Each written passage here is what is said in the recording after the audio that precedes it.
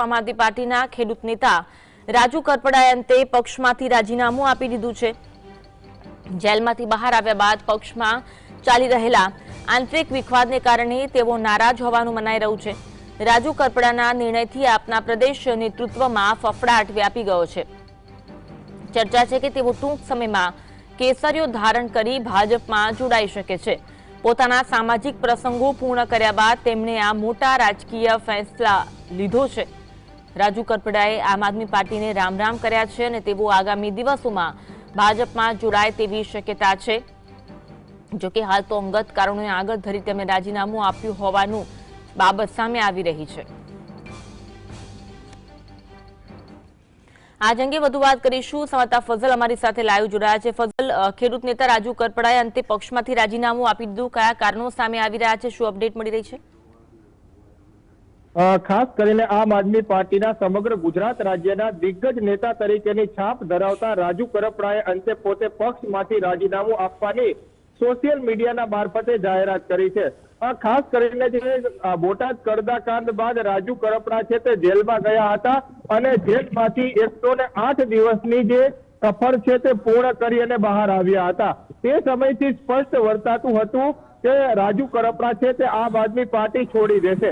તેનું મુખ્ય કારણ એ હતું કે જે સમયે સુરેન્દ્રનગરના જે સર્કિટ હાઉસ છે ત્યાં રાજુ કરપડા દ્વારા પ્રેસ કોન્ફરન્સ કરવામાં આવી, જેમાં પ્રદેશમાંથી એક પણ નેતા છે તે ઉપસ્થિત ન રહ્યા હતા। તે સમયે એવું લાગતું હતું કે રાજુ કરપડા ટૂંક સમયમાં પોતે આમ આદમી પાર્ટીને રામ રામ કરી લેશે, પરંતુ પોતે તે સમયે જે પોતાના બહેનના લગ્ન હોવાના કારણે તેમના દ્વારા તે સમયે કોઈ પણ પ્રકારનું ડિસિઝન લેવામાં ન આવ્યું હતું। માત્ર ને માત્ર આ જેલમાંથી બહાર આવવાની ખુશીની ઉજવણી કરવામાં આવી હતી। હવે આજે વહેલી સવારે જે પ્રસંગો પૂર્ણ કરી અને રાજુ કરપડા દ્વારા મહત્વની જાહેરાત કરવામાં આવી છે। સુરેન્દ્રનગર જિલ્લા ઉપરાંત સમગ્ર ગુજરાત રાજ્યમાં કિસાન નેતા તરીકે અત્યાર સુધી ફરજ બજાવતા રાજુ કરપડાએ અંતે આમ આદમી પાર્ટીને સોશિયલ મીડિયાના માધ્યમથી રાજીનામું આપી દેતા હાલ ભરાટ વ્યાપી જવા પામ્યો છે।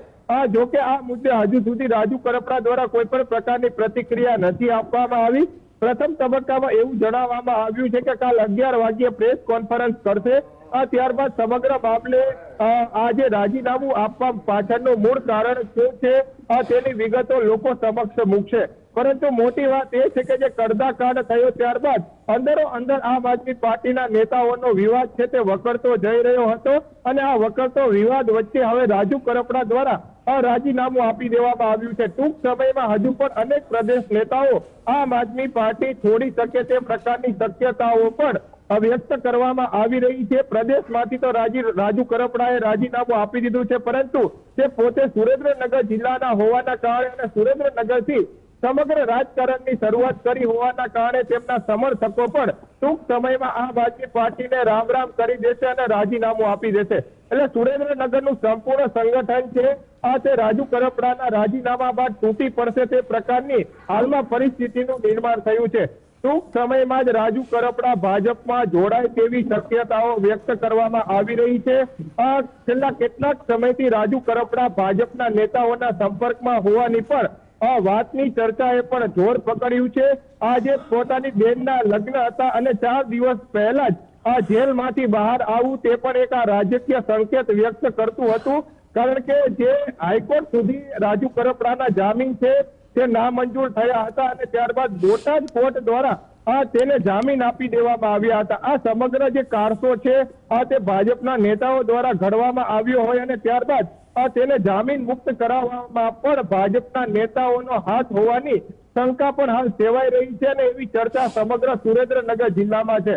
પરંતુ હાલના તબક્કામાં સુરેન્દ્રનગર જિલ્લા ઉપરાંત સમગ્ર ગુજરાત રાજ્યમાં રાજુ કરપડાના રાજીનામા બાદ હવે ખળભળાટ મચી જવા પામ્યો છે। જો કે હજુ પણ કોંગ્રેસના નેતાઓ રાજુ કરપડાનો સંપર્ક કરી રહ્યા છે, ભાજપના નેતાઓ દ્વારા પણ રાજુ કરપડાનો સંપર્ક કરવામાં આવી રહ્યો છે, પરંતુ કાલે 11 વાગ્યા પછી સ્પષ્ટ ખબર પડી જશે કે રાજુ કરપડા આગામી રણનીતિ કઈ અપનાવવાના છે। અત્યારે એવું ચર્ચા રહ્યું છે કે ભાજપનો હાથ રાજુ કરપડા ઝાલી લેશે અને ભાજપમાં ભળી જશે તે પ્રકારની શક્યતાઓ વ્યક્ત કરવામાં આવી રહી છે। ત્યારે હાલમાં જે આપમાંથી રાજુ કરપડાના રાજીનામા બાદ સમગ્ર ગુજરાત રાજ્યના ખેડૂતો પણ ચોંકી ઉઠ્યા છે અને ખળભળાટ મચી જવા પામ્યો છે. જી, આમ આદમી પાર્ટીના કોઈ નેતા દ્વારા સમગ્ર મામલે કોઈ પ્રતિક્રિયા આવી હોય, કઈ વાત થઈ રહી હોય તેવી કોઈ અપડેટ ખરી? પ્રથમ તબક્કામાં જે સુરેન્દ્રનગર ઉપરાંત જે સૌરાષ્ટ્ર ઝોનના પ્રભારી છે અમૃત મકવાણા, તેની સાથે વાત કરવામાં આવી છે, પરંતુ તેમના દ્વારા પણ એવું જણાવવામાં આવ્યું છે કે રાજુ કરપડા જે પાર્ટીમાં જશે તે પાર્ટીમાં અમે જશું. એટલે વધુ એક અમૃત મકવાણા પણ ટૂંક સમયમાં રાજીનામું આપશે તે પ્રકારની શક્યતાઓ છે, કારણ કે સ્પષ્ટ અમૃત મકવાણા દ્વારા જણાવવામાં આવ્યું છે કે રાજુ કરપડા જે પાર્ટીમાં જશે તે પાર્ટીમાં જ અમે રહીશું. એટલે આ પ્રદેશમાં પણ આ જે પ્રદેશ આમ આદમી પાર્ટી છે તે તૂટવાની શક્યતાઓ પણ વ્યક્ત કરવામાં આવી રહી છે.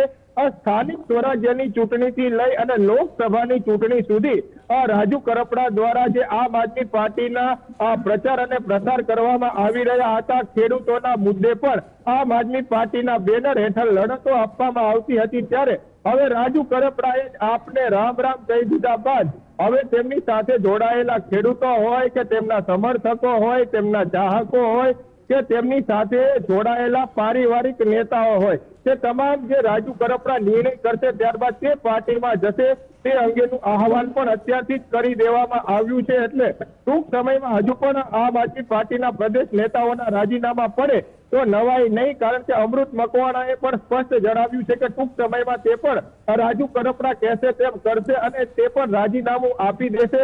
તે પ્રકારની વાત હાલ અમૃત મકવાણા સાથે થઈ છે, ત્યારે ટૂંક સમયમાં આ એક પણ નિર્ણય આવી શકે છે તેવી પણ શક્યતાઓ છે. ત્યારે આ સમગ્ર વચ્ચે સુરેન્દ્રનગર જિલ્લા ઉપરાંત સમગ્ર ગુજરાત રાજ્યનું જે આમ આદમી પાર્ટીનું નેતૃત્વ છે તેમનામાં પણ ખળભળાટ મચી જવા પામ્યો છે અને હાલના તબક્કામાં રાજીનામા ઉપર રાજીનામા આમ આદમી પાર્ટીમાં પડતા હોવાના કારણે હાલમાં જે આપ પાર્ટી છે તે પણ ચિંતામાં મુકાઈ ગઈ હોય તેવું લાગી રહ્યું છે.